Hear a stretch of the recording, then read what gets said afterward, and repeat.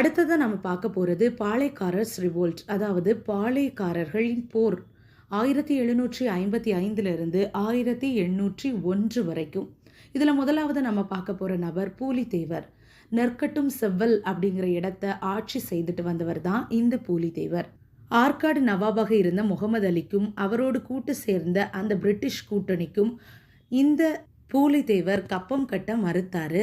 இதனால இவருக்கும் அவங்களுக்கும் இடையே பிரச்சனை வந்துச்சு. ஸோ ஆர்காட் நவாப் முகமது அலி என்ன பண்ணுறாரு அப்படின்னு சொன்னால், தன்னுடைய சகோதரரான மாபூஸ் கான் அவரையும் அவரின் கீழ் கலோனல் ஹெரான் அப்படிங்கிற ஒரு தலைமையில் ஒரு ஆர்மியையும் அனுப்புகிறாரு திருநெல்வேலிக்கு. யாரெல்லாம் பிரிட்டிஷையும் இந்த நவாபையும் எதிர்க்கிறாங்களோ அவங்களெல்லாம் கைப்பற்றணும் அப்படிங்கிறதுக்காக முதல்ல இவங்க தலைமையில போன அந்த படை மதுரையை கைப்பற்றுச்சு. அடுத்ததா பூலித்தேவரை நோக்கி அந்த படை செல்லணும் அப்படின்னு படிக்கப்பட்டுச்சு.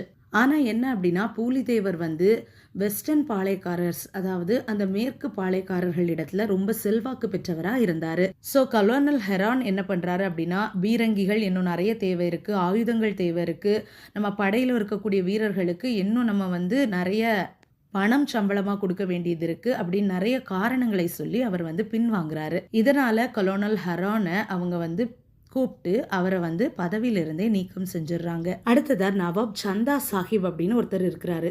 இந்த நவாப் சந்தா சாஹிப்க்கும் இந்த ஆர்காட் நவாபான முகமது அலிக்கும் ஒத்துக்காது. ஸோ இந்த நவாப் சந்தா சாஹிப் என்ன பண்ணுறாரு அப்படின்னா, அவருடைய 3 முகவர்கள், அதாவது 3 பத்தான் ஆஃபீஸர்ஸ், 3 பத்தானிய அதிகாரிகளை அனுப்புகிறாரு. அவங்களுடைய பெயர்கள்லாம் என்ன அப்படின்னா, மியானா, முடிமையா, நபிகான் கட்டாக். மியானா, முடிமையா, நபிகான் கட்டாக்.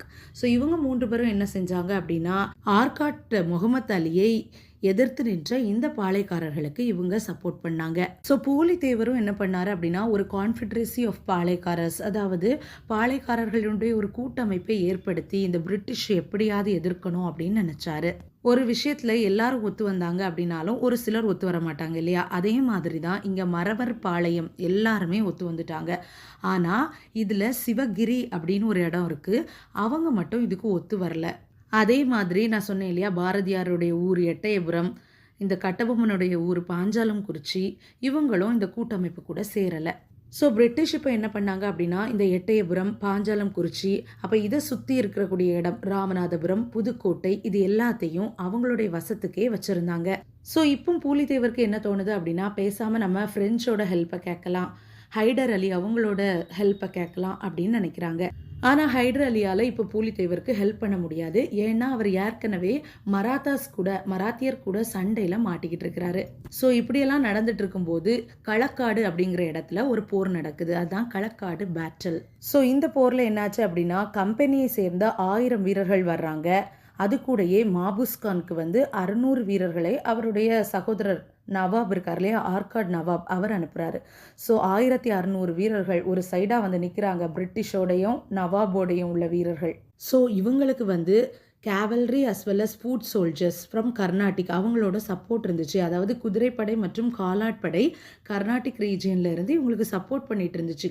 ஸோ இன்னொரு சைடில் யார் நிற்கா அப்படின்னு சொல்லி பார்த்தா, நம்ம பூலித்தேவர் மட்டும் நின்றுட்டு இருக்கிறாரு அவருடைய படையோட. இப்போ திடீர்னு ஒரு 2000 சோல்ஜர்ஸ் வர்றாங்க. இந்த 2000 சோல்ஜர்ஸ் எங்கே உள்ளவங்க அப்படின்னா, திருவிதாங்கூர், ட்ரவான்கோரில் உள்ளவங்க. ஸோ இவங்க, அதாவது கேரளா சைட்லேருந்து இவருக்கு சப்போர்ட் கிடைக்குது. ஸோ இவங்க என்ன பண்ணுறாங்க அப்படின்னு சொன்னால், பூலித்தேவருக்காக போரிட்டு கடைசி பூலித்தேவர் தான் இந்த களக்காடு பேட்டிலில் வின் பண்ணுறாரு. மாபூஸ் கான் புஸ்ஸுன்னு ஆயிட்டாரு. சரி, இப்போ ஒரு வழியாக களக்காடு பேட்டிலில் நம்ம பூலித்தேவர் அவர்கள் வின் பண்ணிட்டாங்க. இனி பூலித்தேவர் அவர்களை டிஃபீட் பண்ணுறதுக்காகவே ஒருத்தர் வர்றாரு. அவர் யார் அப்படின்னு தான் பார்க்க போகிறோம். ஸோ இவங்க 2 பேருக்கும் இடையில் என்ன மோதல் ஏற்படுது, எப்படி இவங்க இந்த இடத்த பிடிக்கிறாங்க அப்படின்னு பார்க்கலாம். இதற்காக வர்றவர் தான் இந்த யூசுப் கான். ஸோ பூலித்தேவர் அவர்களுக்கு 1756 1763 வரை தொடர்ந்து திருவிதாங்கூர் அரசருடைய ஆதரவு இருந்துகிட்டே இருந்துச்சு. சரி, இப்போ 1760 மருதுநாயகம் அப்படின்னு ஒருத்தர் இருக்கிறாரு. இவர் தன்னுடைய பெயரை கான் சாஹிப் அல்லது யூசுப் கான் அப்படின்னு மாற்றிக்கிறாரு. மதம் மாறி தன்னுடைய பெயரை கான் சாஹிப் அல்லது யூசுப் கான் அப்படின்னு மாற்றிக்கிறாரு. இவர் பிரிட்டிஷ்க்கு விசுவாசமாக இருக்கிறாரு. ஸோ இவரை தான் இப்போ பூலித்தேவரை அட்டாக் பண்ணுறதுக்காக அனுப்புகிறாங்க. ஆனால் என்னாச்சு அப்படின்னா, இவருக்கு தேவையான ஆயுதங்கள் சேர லேட் ஆகுது. ஏன்னா பிரிட்டிஷ்க்கு அட் அ டைமில் வந்து 3 இடத்துல சண்டை நடக்குது. ஃப்ரெஞ்சோட நடக்குது, ஹைட்ரலி கூட சண்டை, மராத்தாஸ் கூட சண்டை, எல்லார் கூடயும் சண்டை நடந்ததுனால ஆயுதங்கள் ரொம்ப லேட்டாக வந்து சேருது. செப்டம்பர் 1760 தான் இவருக்கு வந்து தேவையான ஆயுதங்கள் வருது. இவர் போய் நெற்கட்டும் செவல் கோட்டையை வந்து முற்றுகையிட்டுட்டாரு. மே 16, 1761 ஒரே நாளில் பூலித்தேவருடைய 3 கோட்டைகளை வந்து இவங்க பிடிச்சாச்சு. நெற்கட்டும் செவல், வாசுதேவநல்லூர், பனையூர். ஸோ இப்போ வந்து பூலித்தேவரை அட்டாக் பண்ணி அவருடைய கோட்டைகளை பிடிச்சிருக்கிறது யார்? யூசுப் கான் தலைமையிலான இந்த படை. இந்த டைமில் என்னாச்சு அப்படின்னா பிரிட்டிஷ் வந்து ஃப்ரெஞ்சோட ஆதிக்கத்தை பாண்டிச்சேரியிலேருந்து எடுத்துட்டாங்க.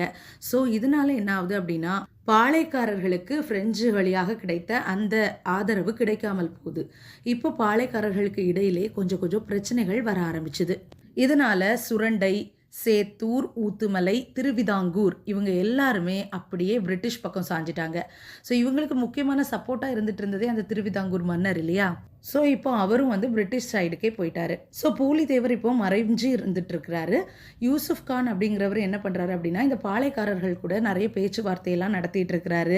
ஆனால் கம்பெனிக்காரங்களுக்கு தெரிய வருது நம்மளுக்கு முழு தகவல் தராமல் இவர் வந்து இந்த பாளையக்காரர்கள் கூட என்ன பேச்சுவார்த்தை வேண்டி கிடக்கு அப்படின்னு சொல்லி இவங்க வந்து யூசுப் கானையே சந்தேகப்பட்டு யூசுப் கானை 1764 வந்து தூக்கிலிட்டுறாங்க. So after the death of Yusuf Khan Sahib, Pulithevar என்ன பண்ணுறாரு அப்படின்னா தலைமறைவாகி இருந்தவர் பழையபடி நெற்கட்டும் செவலை வந்து கைப்பற்றதுக்காக வர்றாரு. எப்போ?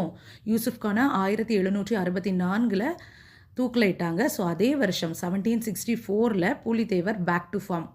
என்னதான் இவர் வந்து அந்த இடத்துக்கு வந்துட்டாலும் இன்னும் 3 வருஷம் தான் இவரால் அதில் தாக்கு பிடிக்க முடிஞ்சிச்சு. 1767 கேப்டன் கேம்ப்பெல் அப்படின்னு ஒருத்தர் வர்றாரு. இந்த கேப்டன் கேம்ப்பெல் பூலித்தேவரோட ஆட்சிக்கு ஒரு பெல் அடித்து முடிச்சு வச்சிடுறாரு. அதுக்கப்புறமா பூலித்தேவர் அவர்கள் வந்து நாடிழந்த அந்த நிலையிலே காலமாயிடுறாரு.